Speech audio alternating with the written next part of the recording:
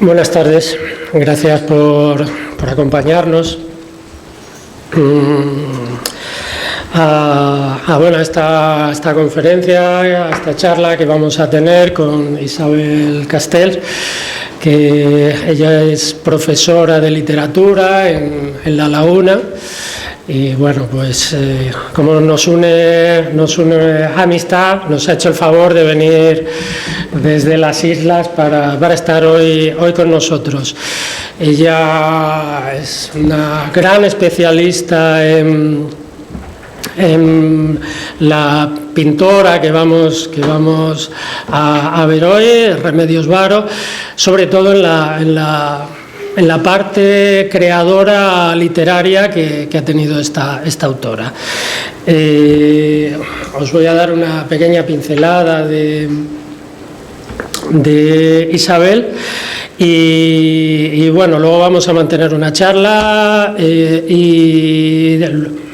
como última parte podréis hacer preguntas y también firmará los ejemplares de este libro, que es un poco el motivo por el cual ella está aquí hoy, porque ha editado por fin toda la obra escrita completa, porque se habían publicado fragmentos de los escritos de Remedios Varo, pero Isabel en una gran labor ha reunido toda su obra escrita y la ha publicado en la editorial Renacimiento. Bueno, va por la segunda edición, con lo cual, bueno, ha tenido una buena acogida.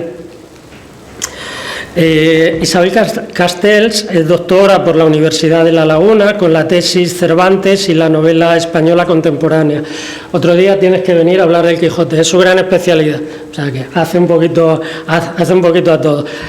Bueno, quedas emplazada. Actualmente es profesora titular de la Universidad de La Laguna, profesora de literatura española, ha publicado numerosos artículos, pero como os decía, hoy está aquí por el último trabajo que ha hecho con la publicación del Tejido de los Sueños, en el que se recoge la obra escrita de la artista y pintora Remedios Varo. Antes, cuando estábamos hablando y tal, vamos a empezar con una anécdota que me contaba, porque decíamos, no sabemos si va a venir mucha gente, poca, pero al respecto me ha contado Isabel, y así empiezas una anécdota de Lola Herrera. Bueno, sí, claro. Bueno, que en una entrevista que le hicieron en televisión, decía, es que yo no entiendo a la gente que cuando va a un teatro y ve poca gente, dice, yo para 4 personas no actúo. Y ella dice, pues esas 4 personas que han decidido invertir su tarde en venir a verme, pues merecen que les dé todo lo mejor de mí, ¿no? Bueno, pues esto es un poquito Lola Herrera, o sea que yo, si hubiera venido una sola persona, pues bueno, hay que darle las gracias a esa persona por venir bueno, con toda la oferta que hay, en todas las cosas que hay que hacer en la vida, pues que hayan decidido pasar esta tarde con nosotros, pues para mí es un regalo ya, y bueno, y Petit Comité siempre es más agradable, menos estresante que mucha gente, así que esperemos que lo pasen bien. No sé si soy tan buena como Lola Herrera, pero... Bueno, lo vamos a intentar, por lo menos. Bueno, vamos a empezar un poco hablando de la vida de Remedios Varo. Cuéntanos, así brevemente, ¿quién fue Remedios Varo? Bueno, yo creo que hay algunas personas que hay aquí, yo creo que no hace falta... Acércate un poco al micro, sí. Algunas personas que están aquí, yo sé que ya saben quién es. Bueno, es una de las representantes de la España republicana del exilio. Ella pues se formó en la Academia de Bellas Artes de Madrid, luego estuvo pintando y continuó su formación y su actividad en la vanguardia catalana, y en el año 37 se fue a París. Allí, bueno, porque en Barcelona había conocido al poeta surrealista francés Benjamin Peret y se fue les pilló la guerra civil. Bueno, Peret había venido a España a luchar en favor del bando republicano, se conocieron, se enamoraron, estalló la guerra y nada, y se fueron a vivir a París. Y luego ya ella se vio en París entre la guerra española y la amenaza de la Segunda Guerra Mundial, y empezó el largo camino del exilio. Lo cuenta en una de las cartas que se edita aquí, que le escribe a las amigas, y se ve que fue un viaje tremendo. Y luego ya se quedó en México, jamás regresó, murió prematuramente, con 50 y pocos años, y allí realizó toda su obra pictórica. Entonces, bueno, ahora la encuadraríamos en ese concepto que a mí no me gusta mucho, que es el de las sin sombrero, pero para que nos entendamos, ¿no? Las mujeres de la vanguardia. Yo ayer lo comentaba también en una librería, que hablar de las sin sombrero es como sentar a las mujeres en la mesita de los niños en las bodas, ¿no? Es decir, en un sitio aparte. Yo entiendo que ya hay que empezar a hablar de vanguardia en general y ponerlas en el lugar que les corresponde. Entonces, sin sombrero tiene ese punto un poquito como de decir, bueno, están los hombres y aparte las mujeres, y creo que no responde a lo que era el momento.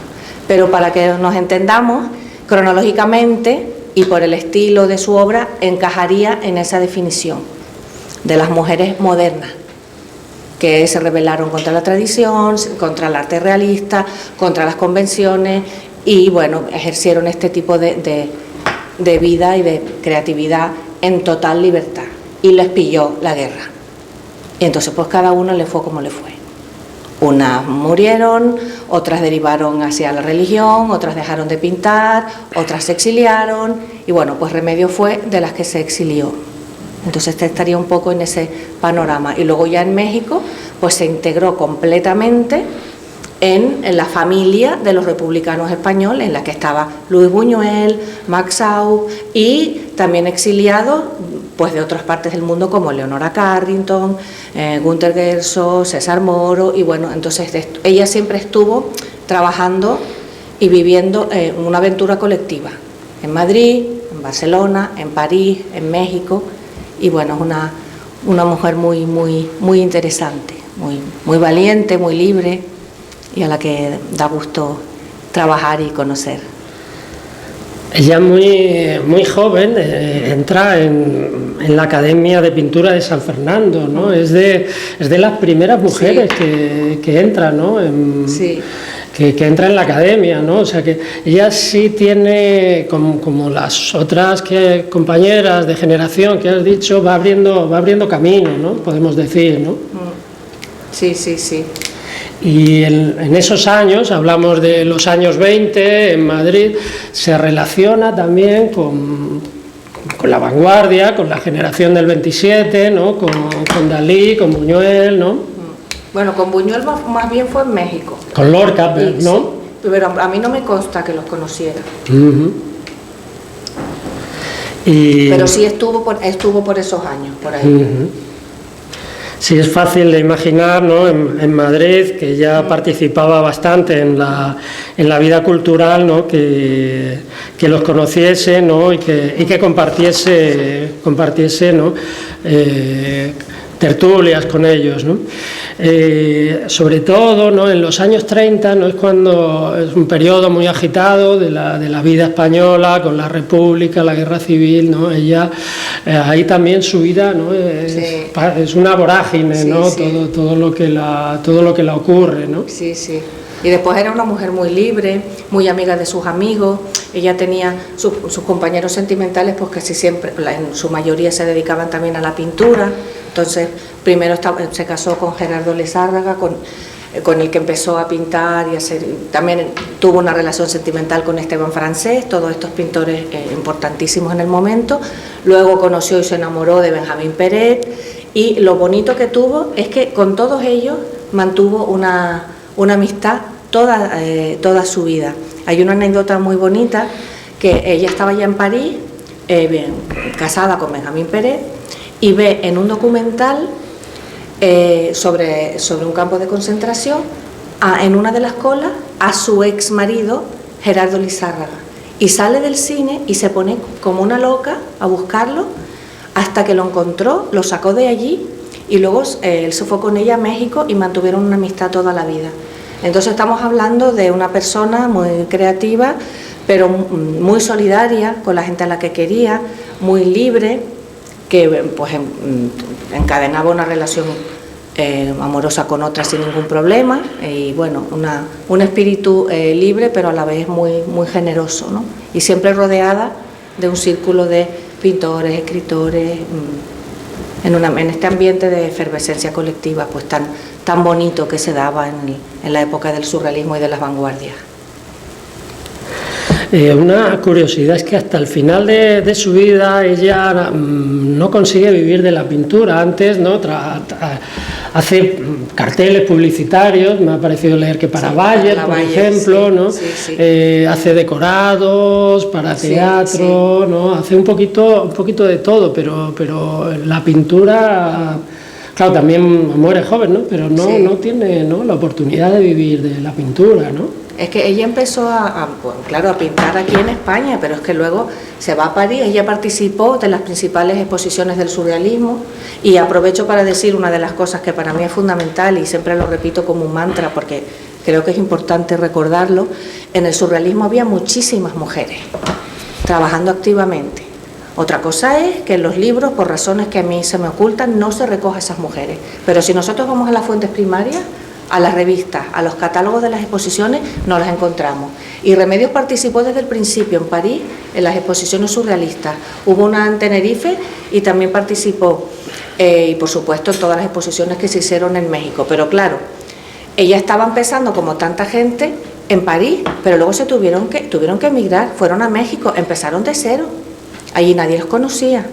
Entonces ella tenía que trabajar en lo que le pillara. Entonces, por lo menos siempre fueron trabajos creativos, porque los anuncios publicitarios que tenía para la Bayer eran una maravilla, porque los estaba haciendo una gran pintora. Después hacía unos decorados, hacía figurines, le gustaba mucho coser y hacía ropa, y bueno, y siempre se dedicaba a este tipo de cosas. Entonces ya una vez, pues pasaron unos años en México. Benjamín Peret, también hay que tener en cuenta que él era francés, no conocía el idioma, y él era el brazo derecho de André Breton, y él no veía la hora de volver a París. Pero Remedios no. Y entonces Remedios decide quedarse en México y Benjamín Peret vuelve a París. En ese momento, Remedios Varo conoce al que fue su pareja hasta el final, Walter Gruen, que era un refugiado austriaco que tenía una tienda de música clásica y vivía bastante bien. Se dio cuenta del talento que tenía y le dijo: mira, Remedios, déjate de tonterías, de publicidad y tal, y dedícate a pintar. Y entonces él fue el que le facilitó los medios para que ella se dedicara solamente a pintar. Su primera exposición fue un éxito tan grande que vendió todos sus cuadros en la primera exposición. Ya la segunda, la tercera ya le empezó a ir muy bien, y la fama le vino pues eso, prontísimo, ¿no? Y ella la vivía un poco con un agobio, porque no estaba acostumbrada y era una creadora, a pesar de que era, como les decía, muy amiga de sus amigos, muy extrovertida, muy divertida, también tenía una parte introvertida que le gustaba estar en su estudio con sus gatos, que aquí este cuadro hace bastante justicia a su amor por los gatos, y pintando. Y entonces le estresó un poco el éxito. En una de las cartas que se recoge aquí, de hecho, le dice a Gerardo Lizárraga, su primer marido, que también era pintor, que no entendía la importancia que él le daba a la fama, porque para ella la fama era más bien una consecuencia desagradable y enojosa que algo deseado. Y entonces murió cuando estaba, como solemos decir, en la cresta de la ola, cuando ya se dedicaba nada más a pintar.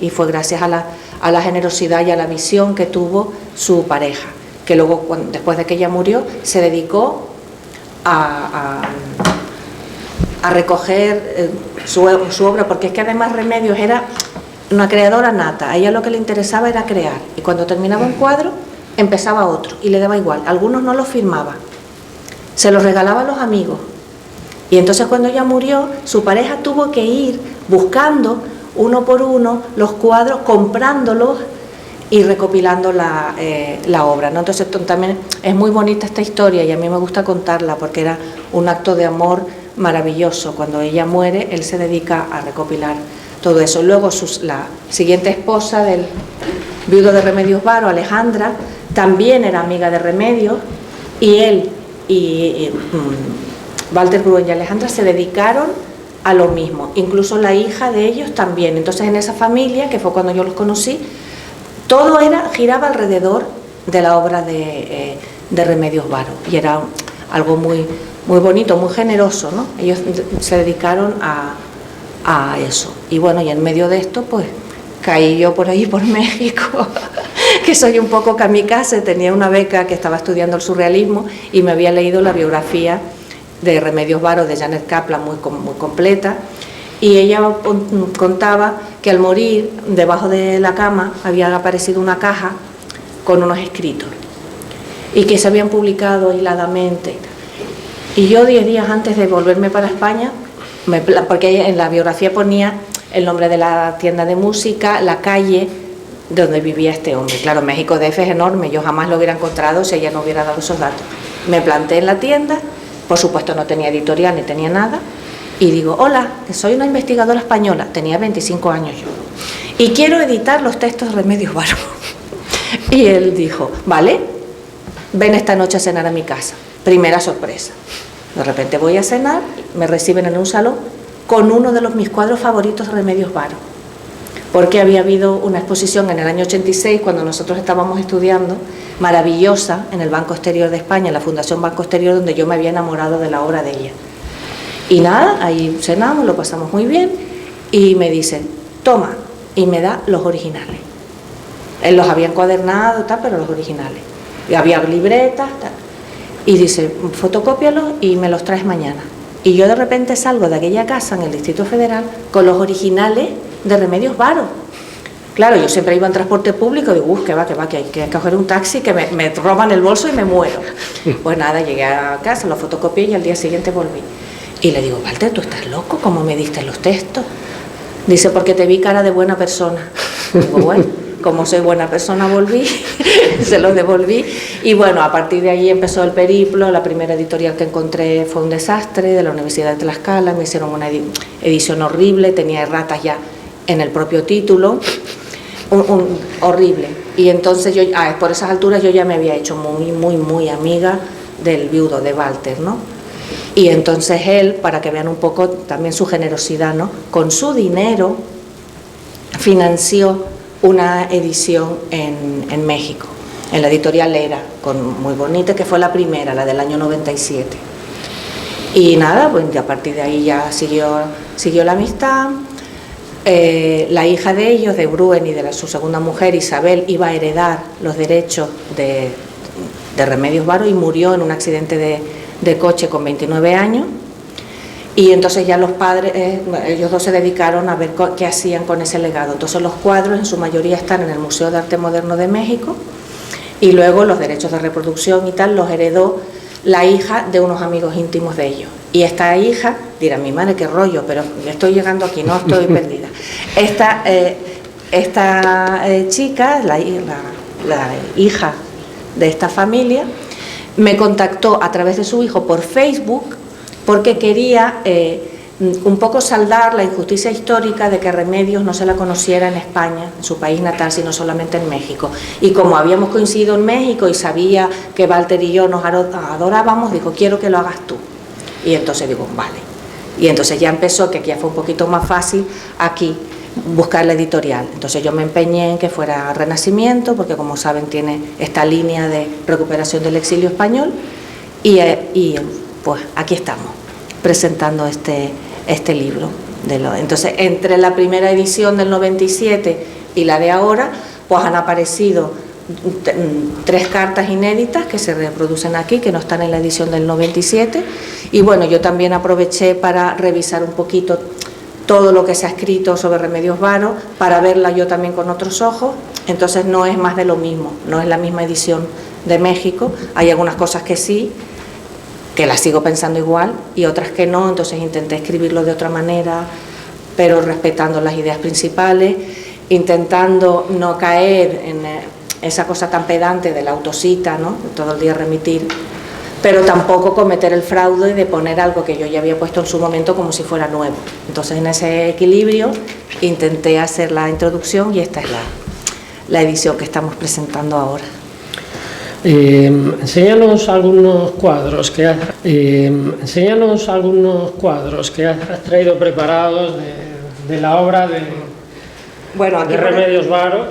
Aquí vemos, por ejemplo, no se preocupen que no voy a dar una conferencia, aunque ya han visto que no me cuesta arrancarme a hablar, pero bueno. Irene Vallejo, que todos conocemos, es una gran admiradora de Remedios Varo, ¿no? Entonces, en un artículo del País, ¿ves?, dice, como soñó Remedios en su pintura Bordando el manto terrestre, que luego volveremos, el mundo fue engendrado por mujeres que hablaban y tejían. El mundo, la metáfora del tejido, que como ustedes saben, texto viene de tejer, ¿no?, de la misma raíz, ¿no?, Pues es muy importantísima en Remedios Varo. Tenemos muchas mujeres, pues aquí, sobre este cuadro volveremos, ¿no? La vemos. El título del libro viene de uno de los cuadros que, como ven, no tiene nada que ver con lo que luego será la pintura más conocida de Remedios, que se llama El tejido de los sueños, pero en el sentido de el material, la materia de los sueños, ¿no? Y bueno, dándole vueltas al título, nos pareció que podía ser sugestivo, porque claro, poner obra escrita, todo eso queda como un poco soso, ¿no? O textos. Entonces intentamos buscar un nombre que fuese un poquito sugestivo y nos gustó este, ¿no? Bueno, fíjense aquí, por ejemplo, se ve perfectamente lo que es la pintura de ella. Este fondo, en negro, está hecho con la técnica surrealista del fumage, que es quemar un poquito el lienzo por detrás para dar este fondo difuminado. Porque normalmente la gente piensa que el surrealismo solamente es usar técnicas automáticas, pero el surrealismo no está reñido con la figuración, y entonces aquí se ve perfectamente, ¿no? Fíjense, estas perspectivas nos recuerdan a la pintura medieval, se nota que ella estaba formada en historia del arte, que conocía muy bien y que pintaba muy bien. Y aquí vemos una explicación de los cuadros, porque tenemos una grandísima suerte en Remedios, que es que ella, cuando pintaba un cuadro, le escribía a su hermano y le explicaba de qué trataba el cuadro. Y entonces tenemos como una autoéfrasis donde ella explica sus propias obras, ¿no? Y fíjese, estos tres personajes se dedican tranquilamente a lo que quieren, ni se conocen entre sí, pero hay una complicada máquina de la que salen poleas que se enrollan en ellos y los hacen moverse. Ellos creen moverse libremente. Esta máquina es movida a su vez por una polea que va hasta un astro y este mueve el total. Este astro representa el destino de esta gente que, sin ellos saberlo, está mezclado, y algún día sus vidas se cruzarán y mezclarán. Ven, aparece la idea clásica de los hilos del destino, y vemos a tres personas desconocidas que están unidas. ¿Y por qué me gusta esta idea? Cuando yo iba a comer y a veces me quedaba a dormir, cuando estaba trabajando en casa de los Gruen, yo hablaba con la segunda mujer, ¿no? Y le decía: Alejandra, ¿tú no estás un poco harta ya de Remedios Varo? Y he visto un poco como la película Rebeca, ¿no? ¿Sabes? La de la ex muerta que está ahí. ¿Han visto esa película de Hitchcock? Que llega a Manderville y la pobre Rebeca todo el día oyendo hablar de la mujer muerta. Yo decía: ¿no estás un poco harta de Remedios Varo? Y ella me decía: no, porque Remedios Varo tejió unos hilos que nos están uniendo a todos, que te han traído a ti, aquí, qué tal. Y me pareció una idea tan bonita y tan generosa también por parte de esta mujer, que bueno, me gustaba empezar un poquito con este cuadro. Ven, aquí también tenemos otro. Fíjense, aquí un personaje está tejiendo otro personaje. La idea está también de las parcas, de las griegas que tejen los destinos de la gente, ¿no? Este cuadro también es la misma idea. Fíjense que son cuadros muy sugestivos, muy enigmáticos, ¿no? A mí me hubiera gustado que ella hubiera explicado ¿no? Algunos lo explicaba, otros no, ¿no? Pero siempre es la misma idea de personajes tejiendo, creando vidas a partir de, pues eso, de los hilos, ¿no?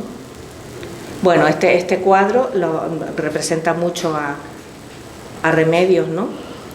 Se llama Armonía, aunque yo cuando lo veía decía: Dios mío, esto es un caos, ¿no? Aquí estas paredes con partituras y tal, pero si vemos la explicación veremos el mundo tan complejo que tenía ella, ¿no? El personaje está tratando de encontrar el hilo invisible que une todas las cosas. Los personajes de ella siempre están ensimismados, metidos en su laboratorio, trabajando en la creación, son un poco como ella misma, metida en su casa, pintando y todo eso, ¿no? Por eso, en un pentagrama de hilos de metal ensarta toda clase de objetos, desde el más simple hasta un papelito conteniendo una fórmula matemática, que ya es en sí un cúmulo de cosas. Cuando consigue colocar en su sitio los diversos objetos, soplando por la clave que sostiene el pentagrama, debe salir una música no solo armoniosa, sino también objetiva, es decir, capaz de mover las cosas a su alrededor si así se desea usarla. La figura que se desprende de la pared y colabora con él representa el azar, que tantas veces interviene en todos los descubrimientos, pero el azar objetivo. Esto es un concepto muy surrealista, que ellos creen que el azar objetivo es ese momento en el que se une el azar y la necesidad, que sucede algo por casualidad, pero porque tenía que haber sucedido, ¿no? Cuando uso la palabra objetivo, entiendo por ello que es algo fuera de nuestro mundo, o mejor dicho, más allá de él, y que se encuentra conectado con el mundo de las causas y no de los fenómenos que es el nuestro. Bueno, pues esto representaría bastante bien lo que es el mundo de Remedios Varo. Paredes de las que salen objetos, un personaje, como decía, ensimismado, estas perspectivas características de la pintura flamenca del 16, etcétera, y también pues toda la imaginación, ¿no? Esta cama encima de una estantería, como ella viola lo lógico, ¿no? O sea, no es nada normal que haya una cama aquí arriba, entonces ella crea un mundo que es muy peculiar, ¿no? Bueno, aquí la tenemos, pero córtame porque si no sigo dando la conferencia. No, sigue. Luego pasamos a otra cosa. Aquí la vemos a ella, esto es una de las cosas que encontré en internet, es un montaje de ella con su gato, este es uno de sus cuadros más famosos, muy gracioso, que se llama Mujer saliendo del psicoanalista, y que tiene una explicación y dice que claro, cuando una sale del psicoanalista tiene que soltar objetos inservibles, como por ejemplo el padre, el tal, y esta es la figura del gato, ¿no? Bueno, yo hablo aquí de poesía pintada porque en el surrealismo en general y en ella en particular no se establecía una diferencia entre literatura, pintura, escultura, fotografía, objetos. Para ellos todo era poesía. Una fotografía era poesía, una mesa era poesía. Entonces yo por eso hablo de poesía pintada, ¿no? Y sus cuadros, bueno, pongo entre comillas que eran muy literarios porque ella cuenta historias o incluso utiliza figuras retóricas. Este cuadro que se llama Música Solar, que es uno de mis favoritos, pues como ven es una fiesta de la sinestesia, ¿no? O sea, de la mezcla de lo visual, lo sonoro, ¿no? Fíjense, estos fondos están hechos con una técnica surrealista que es la de calcomanía, que inventó el pintor canario Óscar Domínguez y que consiste en pegar en ambos lados o en dos papeles o en un lienzo doblado, pintura, separarla y luego manipular un poquito esas manchas y ver lo que sale. Y bueno, Óscar Domínguez lo llamaba así, de calcomanía, y luego lo utilizaron muchos surrealistas. Remedios Varo era también amiga de Óscar Domínguez. Bueno, pues los fondos están hechos con esta técnica, pero fíjense, no sé si lo ven bien, qué cuadro tan bonito, en este fondo tan espeso, en este bosque tan compacto, hay unos rayos de sol y este enigmático personaje cuya ropa, como ven, se funde con el paisaje, forman un todo. ¿Se dan cuenta? No sé si lo ven bien, porque ella tenía la idea esta de que todo formaba parte de todo, de esta idea un poco que viene de la alquimia, en la que ella creía mucho, ¿no? Y del sonido de estas cuerdas de luz brota la vida, brotan las plantas. Entonces, como ven, es un cuadro muy poético porque efectivamente está haciendo, pues eso, está pintando una figura retórica, ¿no? Bueno, este lo puse porque es uno de mis favoritos, me parece muy bonito, los pájaros, en fin. Pero tiene otros que son más irónicos y más. Este se llama La felicidad de las damas y dice: criaturas caídas en la peor mecanización. Todas las partes de su cuerpo son ya rodecillas, etc. En la tienda venden las piezas que se desean adquirir para sustituir las usadas. Criaturas de nuestra época, sin ideas propias, mecanizadas y próximas a pasar al estado de insectos, hormigas en particular. Esto es un poco las rebajas en el Corte Inglés o la cola del Primark, ¿no? Lo que pasa que en lugar de ser figuración, pues eso, ella se está criticando ya de una forma muy pionera, pues la alienación, especialmente en el mundo femenino, con las tiendas, los centros comerciales, pero claro, ella no es una pintora realista, entonces no lo va a hacer con estas criaturas cuyas extremidades son ruedas, porque la rueda es un elemento muy importante en Remedios Varo, lo utiliza en muchísimos cuadros porque le gustaba a ella mucho también el movimiento, y de hecho tiene un texto muy gracioso, paródico, que es el único que publicó en vida, que se llama De Homo Rodans, donde ella, parodiando los tratados antropológicos, dice que nosotros no descendemos del Homo sapiens, sino del Homo Rodans, y hace toda una disertación, ¿no? Entonces, bueno, aquí vemos el motivo de la rueda. Este es un cuadro, este es el cuadro que estaba en el salón la primera vez que yo fui a casa de los Gruen, que yo pensé que me iba a dar algo. Y digo, pero bueno, es que no me lo podía creer, que yo estaba allí sentada, y bueno, y a veces pues ser echada para adelante pues tiene estas ventajas, porque total, digo, mira, total, si me dice, mira, ¿tú quién eres, niñata? Pues yo me hubiera vuelto un poco disgustada a mi casa, pero mi vida no hubiera cambiado. Pero no me dijo que quieres, niñata, sino ven a cenar. Y resulta que cené debajo de este cuadro maravilloso, ¿no? Bueno, a mí me encanta, se llama Mimetismo. Dice, este es un inquietante caso de mimetismo. Esta señora quedó tanto rato pensativa e inmóvil que se está transformando en sillón. La carne se le ha puesto igual que la tela del sillón y las manos y los pies ya son de manera, es que no veo nada, torneada. Los muebles se aburren y el sillón muerde a la mesa, la silla del fondo investiga lo que contiene el cajón, el gato que salió a cazar sufre susto y asombro al regreso cuando ve la transformación. Como ven, este es un cuadro que cuenta una historia. Hay personajes, hay también figuras retóricas, tenemos lo que nosotros estudiábamos en la carrera, la personificación, ¿no? Aquí vemos cómo se humaniza la silla, se humaniza al gato y se cosifica a los seres humanos. Entonces vemos recursos que se usan en narrativa y en poesía. Por ejemplo, Quevedo hace muchísimo eso, lo de cosificar a los seres humanos, animalizar a los seres humanos, humanizar a los animales. Pues aquí Remedios Varo está haciendo eso, pero con la pintura y con mucho humor. Este armario maravilloso, con esta puerta que se abre y salen nubes y que nos recuerda a todos los cuadros de Magritte, René Magritte, que hay siempre muchas nubes.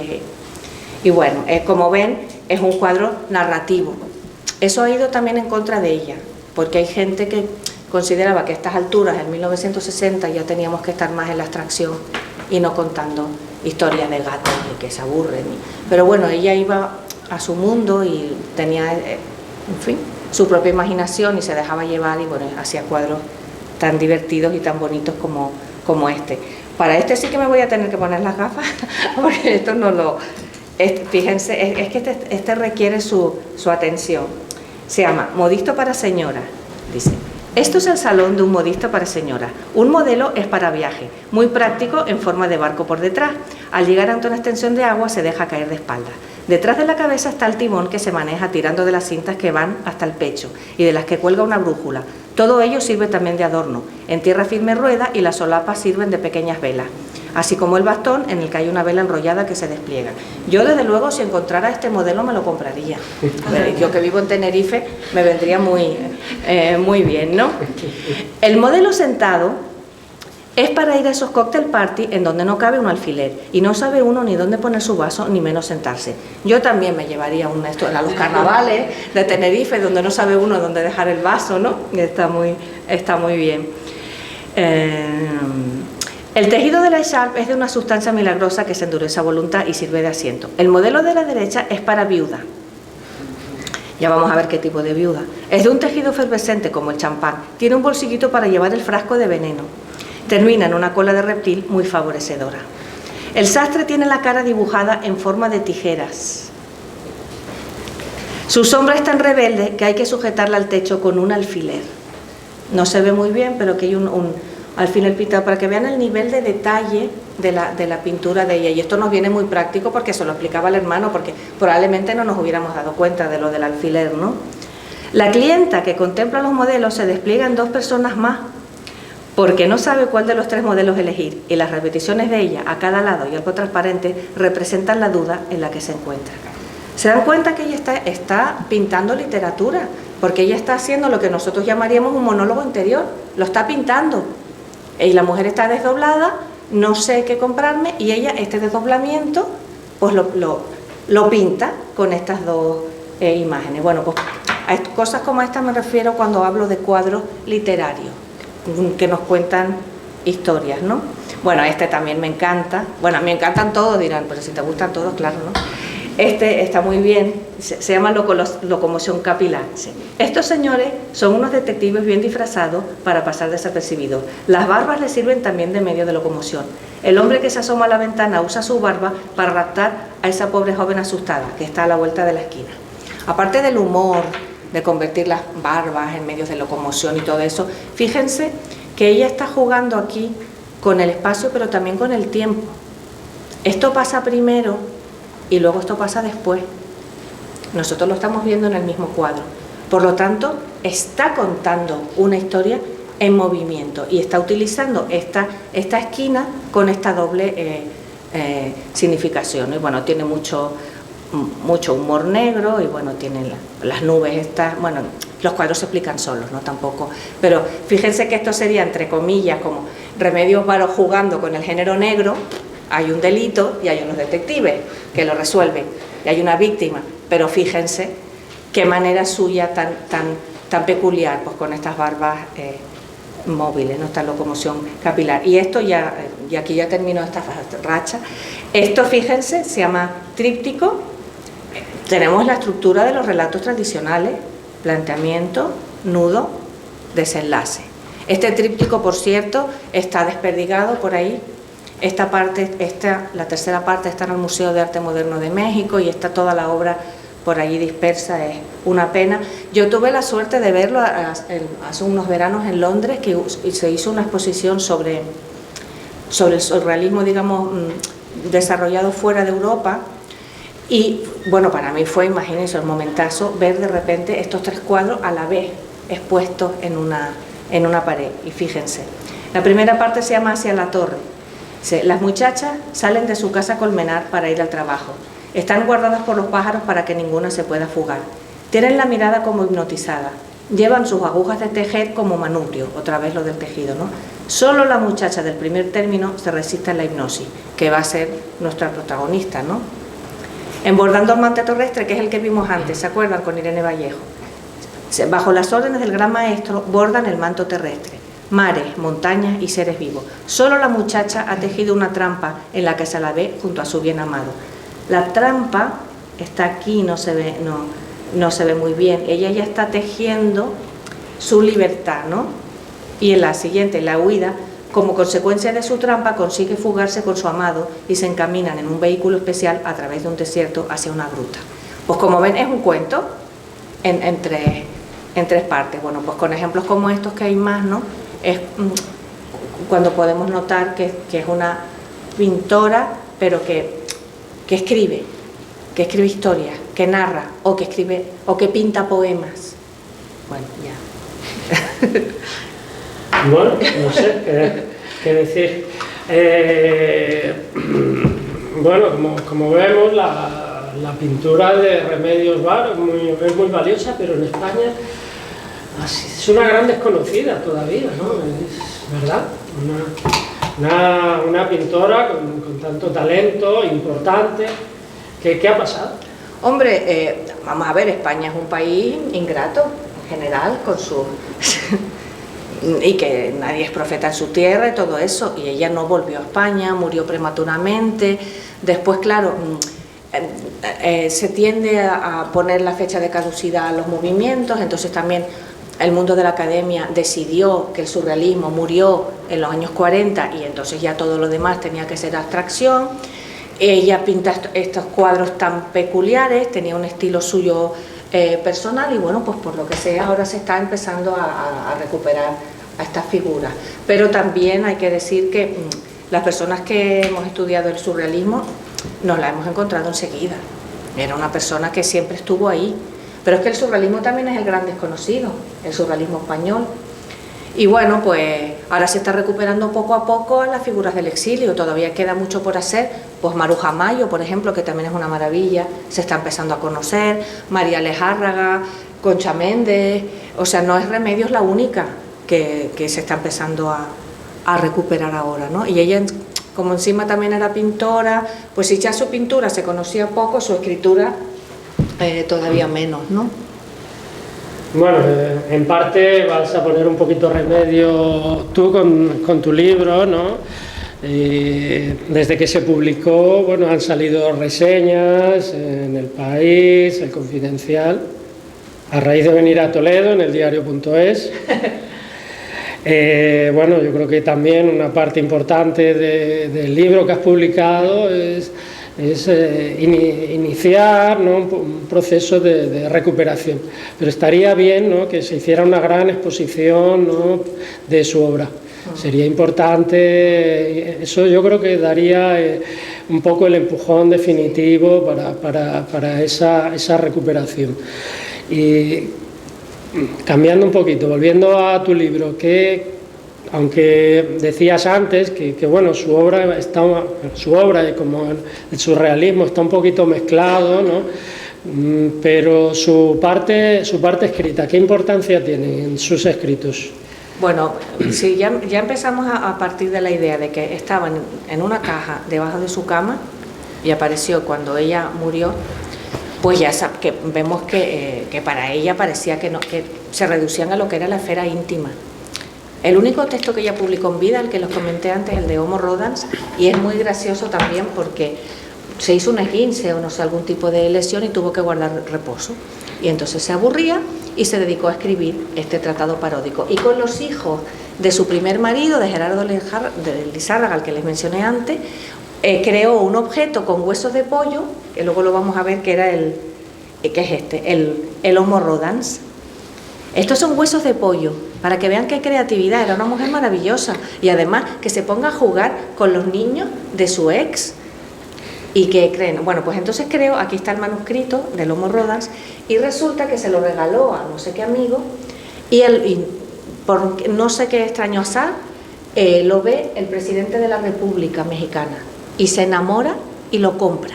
Y entonces ella le escribe a su madre, dice: mamá, estoy asombrada, no entiendo nada, esto que lo hice porque me estaba aburriendo por pasar el rato, que era una broma, una parodia de los tratados antropológicos, resulta que lo tiene el presidente de la República en su casa.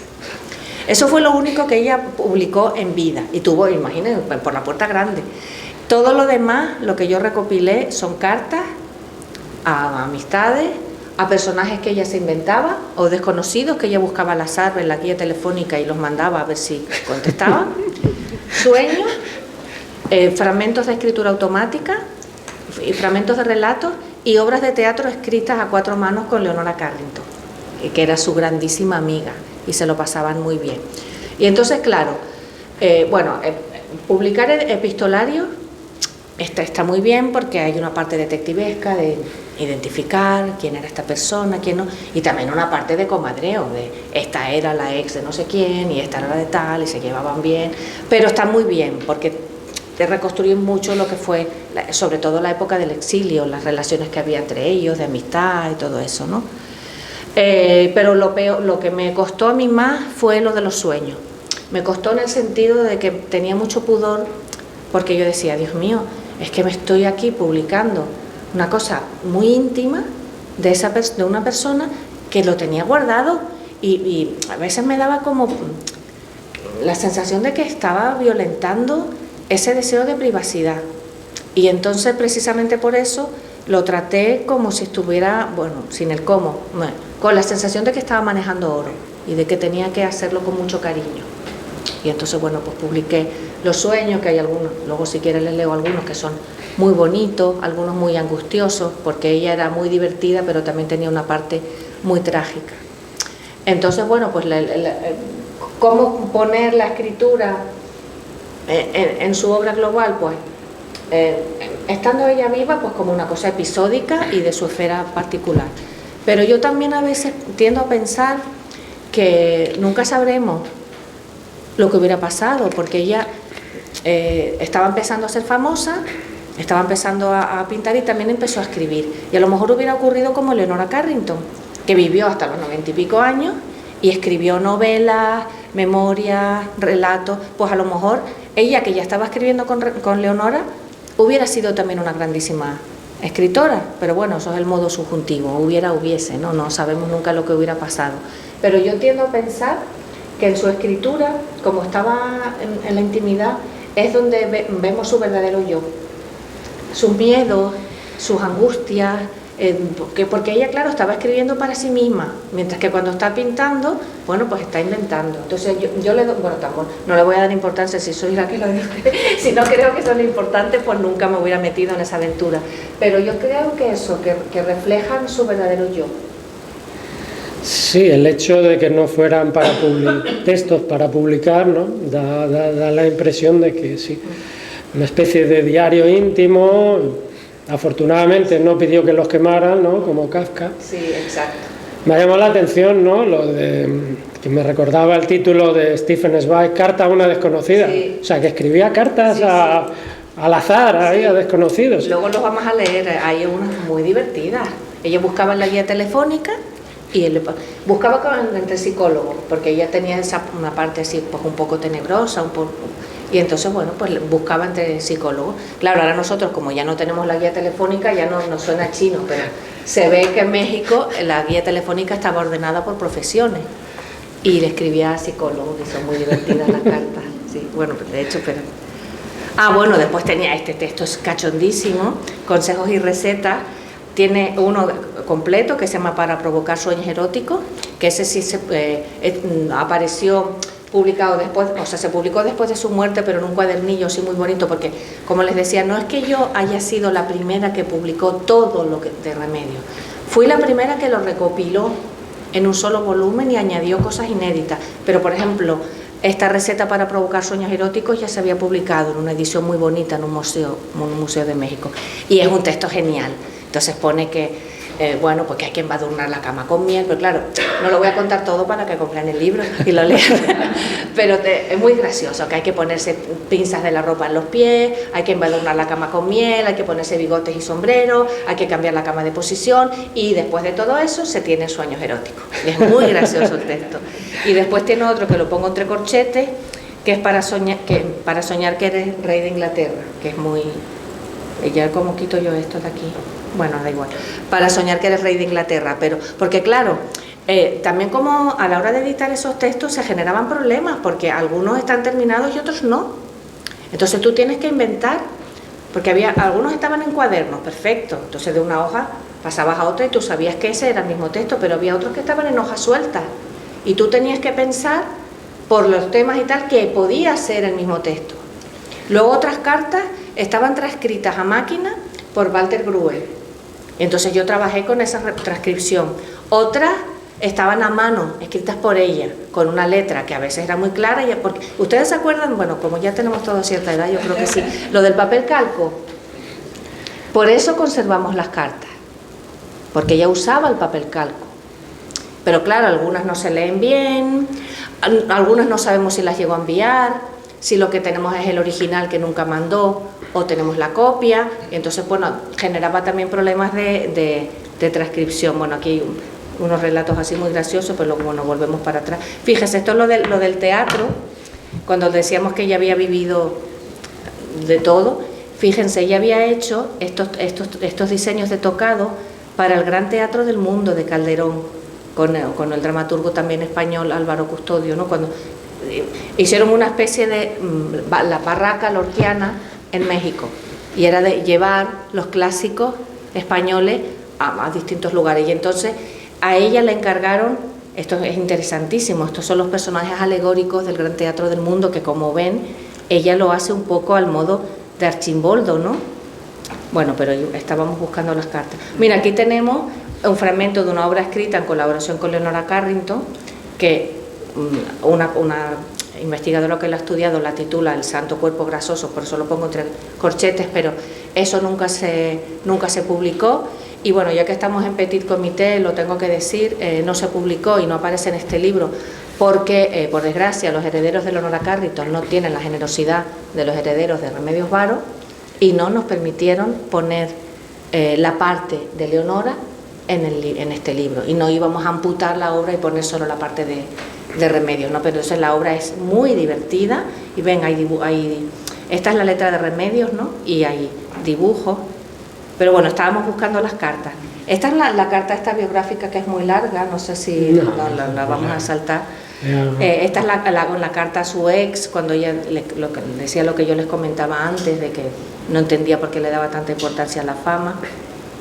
Esta es una de las inéditas, es uno de los valores de esta edición, que me lo cedió muy generosamente una investigadora, porque también las estudiosas de Remedios Varo ya tenemos también como una especie de amistad, de esos hilos que tejió ella, y nos pasamos las cosas, y esta señora me hizo el grandísimo favor de regalarme esta carta.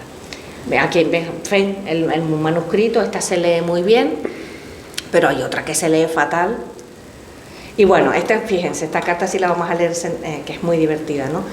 Bueno, no, esta es un pintor, esta no es un desconocido, pero es muy divertida también. Mira, Esta la vamos a leer para que vean un poco cómo era ella, ¿no? Sí. Aunque no lo conozco, y usted a mí todavía menos, puesto que en estos momentos en que le escribo yo ya pienso en usted, pero usted no tiene ni la más leve idea de que va a recibir una carta, tengo grandes esperanzas de que lleguemos a comprendernos, precisamente por no conocernos, porque así podremos dirigirnos el uno al otro con entera libertad, sin la censura que interviene en las relaciones humanas. Censura hecha de temor a que nos crean dementes, del deseo de agradar o del miedo a perder categoría, etcétera, etcétera. Yo me encuentro completamente sola, no físicamente, sino moralmente, por la incomprensión total de las peligrosas personas que me rodean. Pero quiero tranquilizarlo. Yo dispongo, como les decía, de un recinto privado bastante amplio en el centro, suspendido a unos 50 centímetros del suelo. Fíjense, yo respeté también en mi edición la redacción de ella.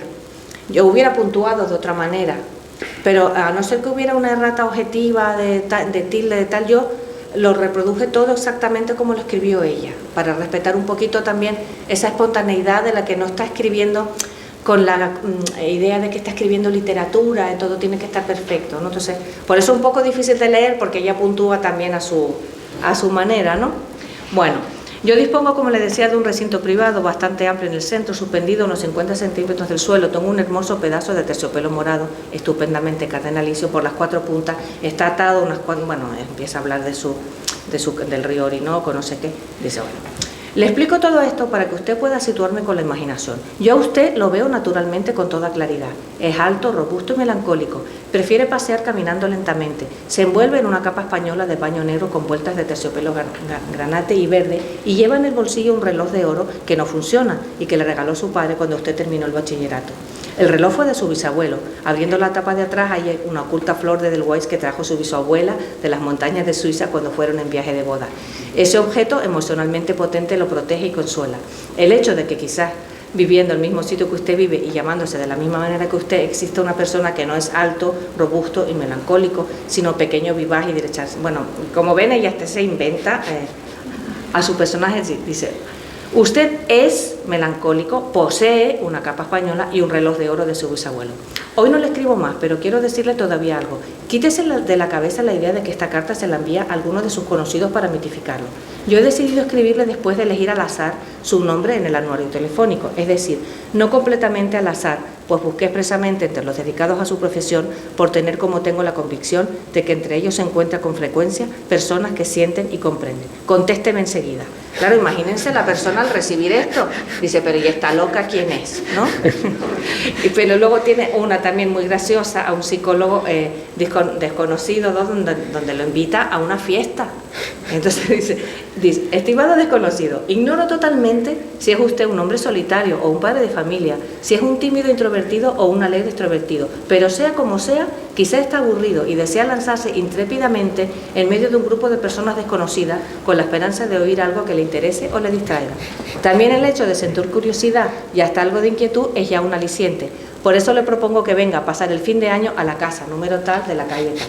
He elegido su nombre casi al azar en el libro de teléfono. Digo casi porque he buscado la hoja donde se encuentran los de su profesión.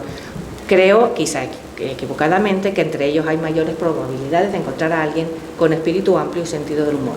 Debo aclarar que yo no soy la dueña de la casa y que ella ignora totalmente ese gesto que probablemente juzgaría descabellado.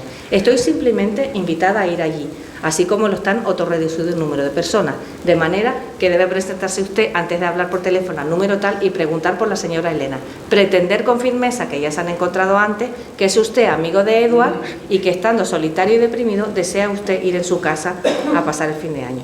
Yo me encontraré entre los invitados y usted deberá adivinar quién de ellos soy. Creo que esto puede ser divertido.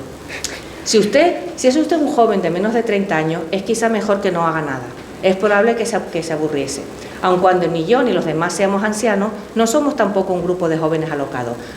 Tampoco se trata de una empresa galante, es más bien un experimento psicohumorístico, nada más. Estoy casi segura de que no irá usted. Se necesita un aplomo enorme para hacerlo y poquísimas personas lo tienen. También puede usted creer que se trata de una broma de algún amigo suyo o que esta carta es una hábil propaganda para llevar a gente a un lugar dudoso, etcétera, etcétera. Nada de eso. La casa es una respetabilísima residencia burguesa. Yo y todos los demás apacibles burgueses que, sin embargo, como me sucede en este momento a mí, pueden sentir un irresistible impulso de hacer una travesura a la manera de un adolescente a pesar de mis años y a pesar de todo. Voy a copiar esta carta y enviarla también a otro desconocido.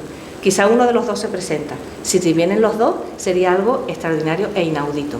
Bueno, quizá esto pronto. Pensándolo bien, creo que estoy más loca que una cabra. No se haga la ilusión de que la sala será atravesada por una aurora boreal ni por el ectoplasma de su abuela. Tampoco caerá una lluvia de jamones, ni sucederá nada de particular. Y así como le doy estas seguridades, espero que no sea usted ni un gángster ni un borracho. Nosotros somos casi abstemios y medio vegetarianos. Era el estilo de humor. Entonces, fíjense, aquí vemos una foto, aquí está Remedios, aquí está Leonora Carrington, este es Benjamín Pérez, Gerardo, su primer marido, Gerardo Lizarra, y este es Chiqui Bates, el marido de... Esta es la única foto de Leonora Carrington y Remedios Varo juntas, en la boda de Leonora Carrington. Esto es un testimonio maravilloso. Bueno, pues en la novela de Leonora Carrington, La trompetilla acústica, hay un personaje que se llama Carmela, que le escribe cartas a personajes desconocidos y que claramente está inspirado en Remedios Varo, ¿no? Y entonces, bueno, no sé si tengo tiempo de leer esto, me estoy enrollando mucho ya. Entonces, en la novela, La trompetilla acústica, leemos: podrás escuchar la última carta que escribí y que no he despachado porque quería leértela antes de hacerlo. Desde que me robé la guía de teléfonos de París en el consulado francés, mi producción de cartas ha aumentado. No tienes ni idea de los bellos nombres de París. Esta carta va dirigida a Monsieur tal. A duras penas podrás inventar algo más sonoro. Puedo imaginármelo como un frágil caballero, todavía elegante, con una pasión por los hongos tropicales que cultiva en un armario estilo imperio. Unos chalecos bordados y usa chalecos bordados y viaja con maletas color púrpura.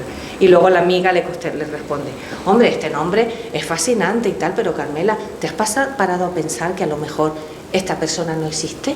Y la otra: no, hombre, claro que existe y usa tal. Entonces, esto es muy bonito porque se suele, no entiendo por qué, comparar y hacer competir a Remedios Varo con Leonora Carrington. Yo el otro día, ayer hablando de esto, decíamos, es como decir los Beatles o los Rolling, Papá Noel o los Reyes Magos. ¿Quién te gusta más, Leonora o Remedios? Y es absurdo. Ellas dos se querían muchísimo, escribían en común, escribían a cuatro manos, cada una tiene su estilo y se hacían homenajes continuamente. Entonces estamos viendo cómo Leonora Carrington le hace un homenaje a su gran amiga Remedios Varo en una de sus novelas, que es muy simpática, la novela La trompetilla acústica. Es una locura de dos ancianas que están en un asilo y se dedican a resolver un asesinato y van a buscar el Santo Grial. Una cosa muy graciosa, ¿no? Bueno, venga, podéis preguntar. Como veis, Isabel sabe muchísimo. Ha conocido a su familia, ha trabajado con ellos, ha cenado con ellos, ahí debajo de un estupendo cuadro. En fin, bueno, ¿os animáis algunos con alguna preguntita? Venga. Sobre sus cuadros o sobre su escritura. Venga. Sobre la alquimia. La alquimia, o sea, me ha dicho que he leído un poco el libro, que ella sí que tiene una relación con la alquimia, que le gustaba venir en ello. ¿Se reflejan las cartas? Sí, pero tanto como metida, no, Leonora Carrington y Katy Horna, porque eran las tres amigas, Leonora y Katy Horna estaban muchísimo más metidas. Iban a reuniones, pero Remedios era más independiente, más tanto. Entonces ella leía los libros, sobre todo de Gurdjieff, y le gustaba, y por ejemplo estos cuadros que hemos visto de la idea esta de la unidad del cosmos, todo eso, reflejan que le interesaba eso, pero ella, digamos, entre comillas, militante de eso, o de profundizar o ir a las reuniones, no. Pero Leonora sí. De hecho, uno de ustedes cuando usted fue a la exposición de Leonora, habrá visto que todos los símbolos que hay de la alquimia, del ocultismo, de todo eso, muy marcado, mucho más que en Remedios. Pero sí le interesaba todo ese mundo.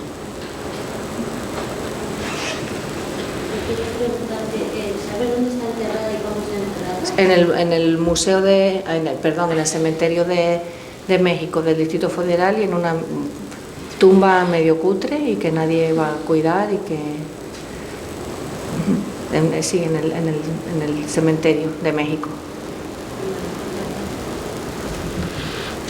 Sí, bueno, enhorabuena. Además, claro, es un lujo haber recibido esta información tan de cerca, ¿no? En la Biblia, de una manera tan extraordinaria, ¿no? Sí, es una que a mí también me ha apasionado siempre cuando leo la carta, ¿no? Poesía visual. Poesía visual. ¿Qué papel pudo tener México en ambas? Porque quizás también es un territorio, un estado que propicia esa, pues, su mitología, su misticismo y todo esto, pues este tipo de creadoras, ¿no? Bueno, hay un libro que yo cuando fui a México lo leí y me molestó muchísimo, que se llamaba El surrealismo y el arte fantástico de México, de una tal Ida Rodríguez Prampolini. Y entonces ella le reprochaba a Remedios Varo y a Leonora que México no hubiera influido nada en su obra, porque tú no veas las pirámides de Teotihuacán o que no veas... Y decía, ¿cómo es posible que hayan estado aquí tantos años y no se hayan contagiado? Vale, el reproche no hay por dónde cogerlo, es absurdo, porque tú puedes absorber un país de muchas maneras y sobre todo dos artistas que no les interesa la figuración ni el realismo, pues no te van a reproducir una pirámide. Pero dicho esto, a ellas les encantaba el México prehispánico, fueron a todas las ruinas que pudieron, que en aquella época no se viajaba con la facilidad de ahora, que para ellas ir a lo mejor a ver las ruinas de Teotihuacán, que están a una hora del DF, para ellas era una excursión, pero iban a las que podían, se compraban todas las figuritas que podían, las restauraban, pero sobre todo lo que les interesaba a ellas muchísimo era esta cultura popular mexicana, de las máscaras, los ungüentos.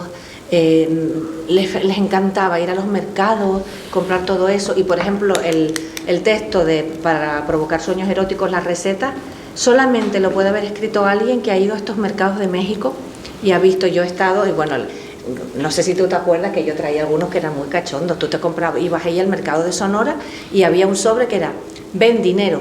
Yo me lo compré, nunca vino, pero lo único que vino fue el sobre para acá, yo qué sé, para el amor, para no sé qué, ¿no? Entonces, todo este mundo les encantaba a ellas. Pero sobre todo a Remedios Varo lo que le dio México fue tranquilidad. Ella de hecho lo dice en una entrevista. O sea, yo en México encontré la tranquilidad que no encontré en la Europa de las guerras. Y por eso cuando Benjamín Pérez, que ya no aguantaba más estar en México, él quería volver a París a toda costa, ella dijo, no, yo me quedo. Y fue donde se separó la pareja. Entonces ella allí encontró un hogar y nunca volvió a España, pero claro, ella murió en el 63, ¿no? Pero si hubiera vuelto, tampoco hubiera vuelto a la España que ella dejó, hubiera vuelto a una España tenebrosa. Cuando vio la plástica de los nazis en la Torre Eiffel, eso dice ella que sí. de la decisión de marcharse. Sí. Y entonces ella, en la carta esta, que ya la verán cuando compren el libro, que le cuenta a sus amigas todo su periplo, dice, Dios mío, yo me fui de París porque creía que la iban a ocupar los nazis, y yo llego a saber que no me muevo, ¿no?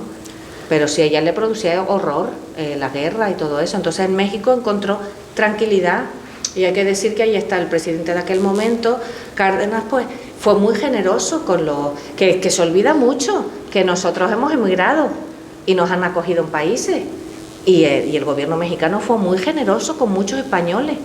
Entonces ella allí se sintió un poco en casa, también era su lengua, había gente con la que enseguida ella empezó a tratar. Tampoco significa que no tuviera amigos mexicanos, pero realmente su círculo era pues gente como ella. Y entonces ella allí estaba, al principio no se adaptaba mucho por la altitud, el idioma le parecía raro, el DF le parecía feo, pero luego pues eso ya se quedó y jamás regresó a España. ¿Alguna pregunta más?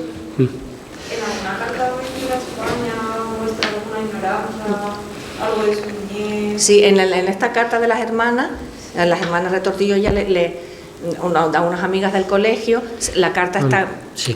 Con ella casi recién llegada a México, y la carta tiene mucha añoranza, y de hecho le dice, espero volver pronto y te lo contaré todo esto en persona. En esa carta da la sensación de que ella está allí de paso, y por eso es muy importante fechar las cartas. Hay algunas que no tienen fecha, pero esa se ve que fue al principio de llegar, pero luego ya Después su hermano vivía en Venezuela, entonces su madre se fue a vivir con el hermano, porque ella quien echaba de menos era la madre, más que España. Pero claro, que España estaba, pues la España de Franco, ella no podía echar de menos eso.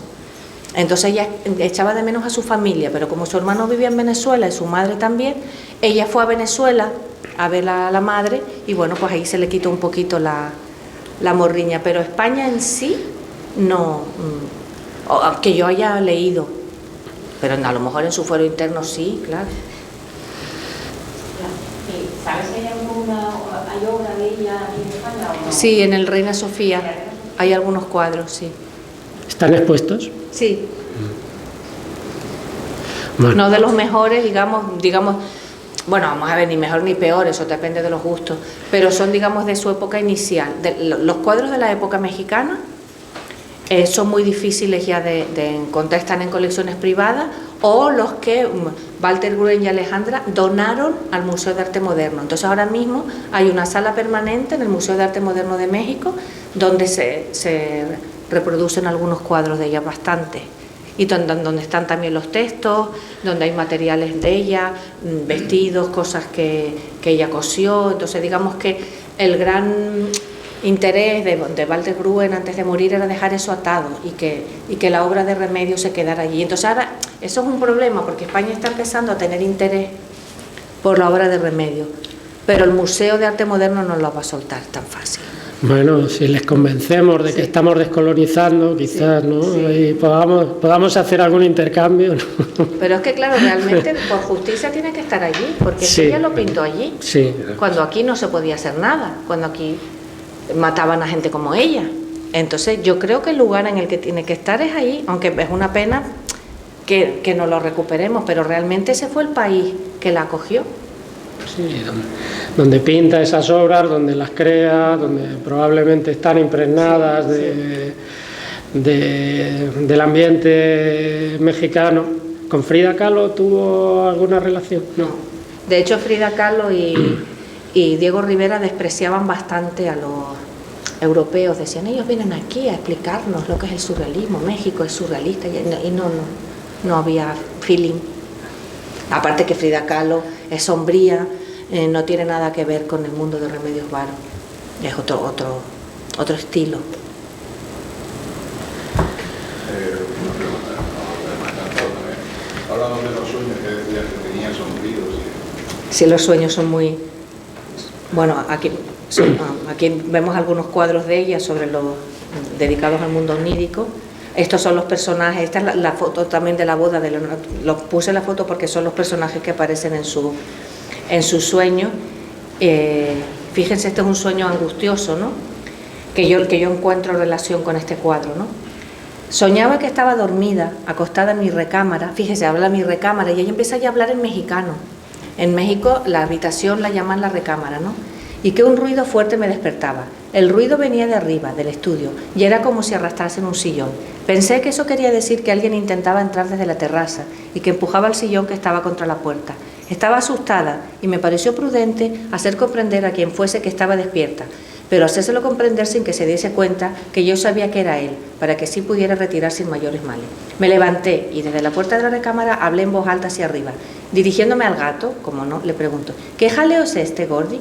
Di un paso más hacia adelante y en ese momento sentí con horror espantoso algo detrás de mí, que más bien salía de mí misma, y simultáneamente comprendí que no era verdad el haber oído ese ruido peligroso arriba, pero que yo había en cierto modo querido oír esa amenaza fuera y arriba, pero que en realidad estaba siempre junto a mí o en mí. ¿Se dan cuenta? La redacción significa, o parece significar, que ella transcribía los sueños nada más despertarse.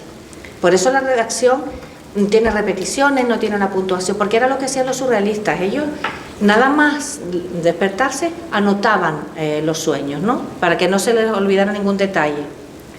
Esa cosa detrás de mí me produjo un terror enorme. y una sensación de sueño pesadísimo y angustioso del que me esforzaba en despertar totalmente para defenderme. Pero la criatura misteriosa me agarró fuertemente de la nuca, metiendo los dedos como intentando juntar estos dos músculos largos y estrechos que hay detrás del cuello, o que me pareció que tenía yo en la nuca, y con la otra mano me apretó la frente entre los ojos. Al mismo tiempo me decía: esto es para que no te despiertes, no quiero que te despiertes, necesito que duermas profundamente para hacer lo que yo tengo que hacer. No me hacía daño, no sé cómo quitar esto. Bueno, total, acaba diciendo que se despierta muy angustiada y bañada en sudor, y a mí me parece que hay una relación directa entre este sueño y este cuadro de presencia inquietante. Y este sueño, que es una preciosidad con el que yo he terminado las dos ediciones, y creo que tiene relación con este cuadro tejido espacio-tiempo, se puede considerar en cierto modo su testamento, ¿no? Fíjense que yo había descubierto un importantísimo secreto. Es que antes lo conseguí quitar, pero ahora no. Bueno, da igual. Algo así como una parte de la verdad absoluta. No sé cómo, pero personas poderosas y autoridades gobernantes se enteraron que yo poseía ese secreto y lo consideraron peligrosísimo para la sociedad, pues de ser conocido por todo el mundo, toda la estructura social funcionando actualmente se vendría abajo. Entonces me capturaron y me condenaron a muerte. El verdugo me llevó a un lugar que parecía como la muralla de una ciudad. De cada lado de la muralla bajaba una pendiente muy inclinada de tierra. El verdugo parecía muy satisfecho. Yo sentía un miedo y una angustia muy grande. Cuando vi que se disponía a decapitarme, empecé a llorar y a suplicarle que no me matase, que todavía era pronto para morir y que reflexionase en que yo tenía por delante muchos años de vida. Entonces el verdugo empezó a reírse y a burlarse de mí. Me dijo: ¿por qué tienes miedo a la muerte si sabes tanto? Este sabe iba subrayado en el escrito. Teniendo tanta sabiduría, no deberías temer a la muerte. Entonces me di cuenta de repente que lo que él decía era cierto y que mi horror era no tanto hacia la muerte, sino por haber olvidado hacer algo de suma importancia antes de morir. Le supliqué que me concediese todavía unos momentos más de vida para hacer algo que me permitiese morir tranquila. Le expliqué que yo amaba a alguien y que necesitaba tejer, otra vez tejer, sus destinos con los míos. Pues una vez hecho esto, haber hecho este tejimiento, quedaríamos unidos para la eternidad. El verdugo pareció encontrar muy razonable mi petición y me concedió unos 10 minutos más de vida. Entonces yo procedí rápidamente y tejí a mi alrededor, a la manera como van tejidos los cestos y canastos, una especie de jaula de la forma de un huevo enorme, 4 o 5 veces mayor que yo. El material con que lo tejí eran como cintas que se materializaban en mis manos y que, sin ver de dónde venían, yo sabía que eran su sustancia en la mía. Cuando acabé de tejer esta especie de huevo me sentí tranquila, pero seguía llorando. Entonces le dije al verdugo que ya podía matarme porque el hombre que yo quería estaba tejido conmigo para toda la eternidad.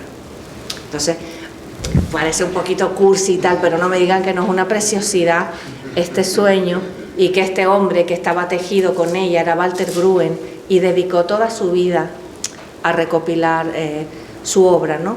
Y yo creo que esto ya podría ser un buen final.